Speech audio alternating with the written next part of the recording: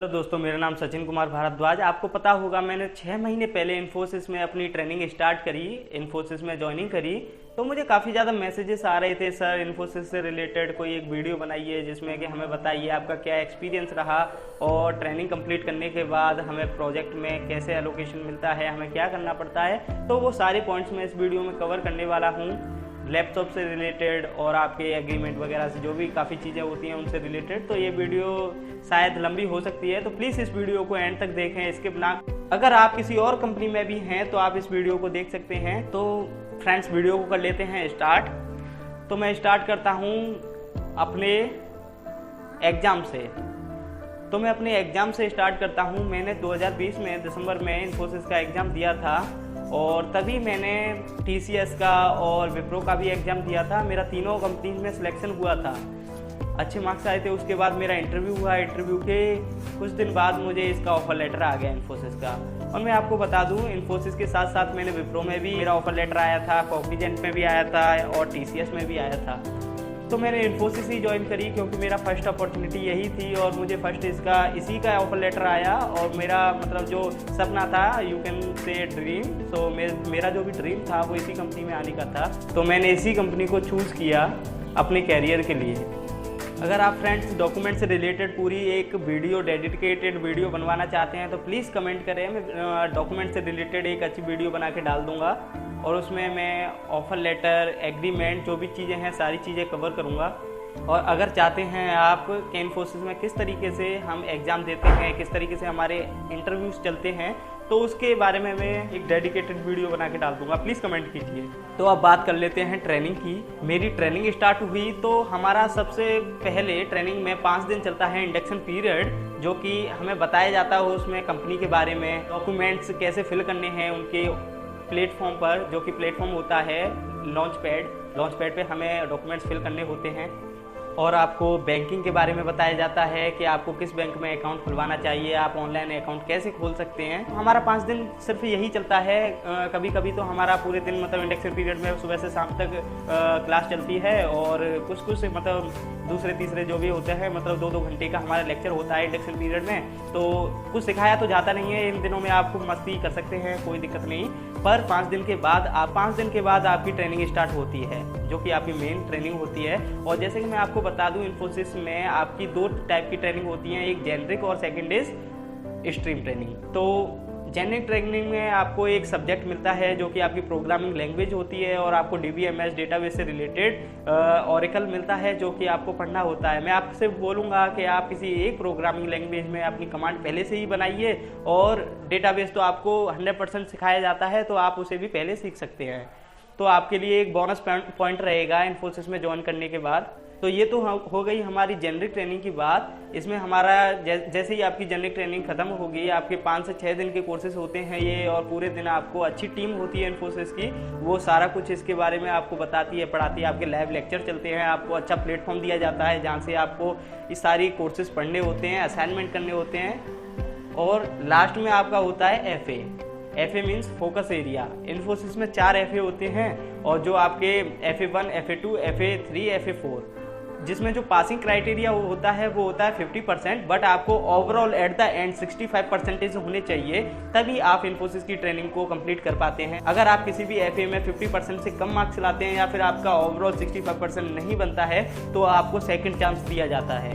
अगर आप उसमें भी नहीं कर पाते हैं क्लियर, तो आपको समझ ही सकते हैं। तो कुल मिलाकर यह प्रोसीजर होता है FAs का। और मेरा रिव्यू ये है कि अगर आप अच्छी मेहनत करते हैं, आप सारे असाइनमेंट्स क्लियर करते हैं, टाइम के अकॉर्डिंग आप सारी चीज़ों को समझते हैं, अच्छे से लेक्चर लेते हैं, तो आप किसी FA में प्रॉब्लम नहीं आने वाली है। रेयर केस में अगर आप बिल्कुल पढ़ाई नहीं करते हैं तो आप शायद फेल हो जाओ। वैसे मेरे जो बैच था उस बैच में कोई फेल नहीं हुआ था, सबने अच्छी तरीके से क्लियर करी थी ट्रेनिंग। और इसमें आपको एक फ़ायदा और मिलता है, जैसे कि हमारे 90% से ऊपर, 91% से ऊपर आते हैं नंबर ट्रेनिंग में, तो आप कहलाते हो टॉप परफॉर्मर। अगर उससे थोड़ा कम रहता है, 85 से अबव रहता है, तो आप हाई परफॉर्मर कहलाओगे। और आपका अगर उससे भी कम होता है तो आप एवरेज परफॉर्मर कहलाओगे। तो उसके अकॉर्डिंग आपको इंसेंटिव भी मिलता है ट्रेनिंग के बाद। आपको टॉप परफॉर्मर में 25,000 का इंसेंटिव बोनस मिल जाता है और हाई परफॉर्मर में आपको 10,000 के समथिंग मिलता है। तो ये तो हो गई हमारी एफएस की बात। हम लौट के आ जाते हैं अपनी ट्रेनिंग पर। तो जेनरिक ट्रेनिंग में मैंने आपको बता दिया, लैंग्वेज होगी और आपका डेटाबेस से रिलेटेड कोई चीज़ होगी। ये तो हो गया ये चीज़। और स्ट्रीम अब उनके ऊपर है, वो आपको क्या स्ट्रीम प्रोवाइड कराए हैं। जैसे कि मेरा चलाता है हाइबरनेट, जो कि फ्रेमवर्क था, अजाइल, क्लाउड कंप्यूटिंग। जो मैंने आपको बताया कि मेरा जो स्ट्रीम थी वो IBS जावा थी। तो मेरा जो भी था वो टेस्टिंग का काम था। तो मुझे सेलेनियम, UFT वगैरह ये सब चीज़ें पढ़ाई गई।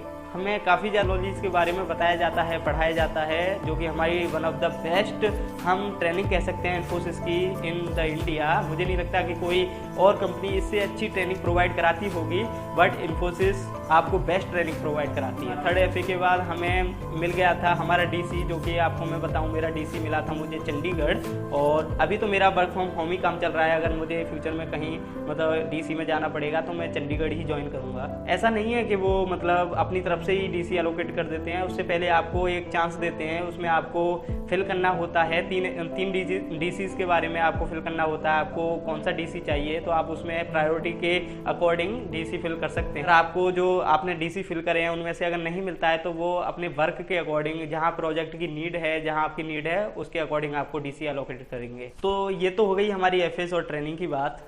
अब हम आ जाते हैं अपनी लैपटॉप पर। तो ट्रेनिंग कंप्लीट होने के बाद आपको एक मेल आती है। उस मेल में क्या होता है कि आपके लैपटॉप से रिलेटेड मेल होती है। आपको हम कह सकते हैं एक फॉर्म होता है जिसमें आपको अपना एड्रेस फिल करना होता है और आपके DC के बारे में, आपको किस DC से आपका लैपटॉप मंगाना है। तो ये बेसिकली चीज़ आप रिक्वेस्ट रेज करते हो, उसके विदिन द 10 डेज और 15 डेज आपको लैपटॉप आपके होम पर डिलीवर हो जाता है। अगर आपका होम DC के पास है तो आपको बुला लिया जाता है, आपको कॉल आ जाती है, आप DC में आ जाइए और अपना लैपटॉप ले जाइए।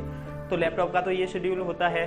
अगर हम बात करें वेलकम किट की, तो वेलकम किट अभी तक मुझे नहीं मिली है। मुझे 6 महीना हो गए, तो अभी शायद कुछ इशू चल रहा है या फिर कुछ भी हम कह सकते हैं, पर मिलेगी। ऐसा तो नहीं है नहीं मिलेगी, पर मिलेगी। वो अभी शायद थोड़ा लेट हो रही है।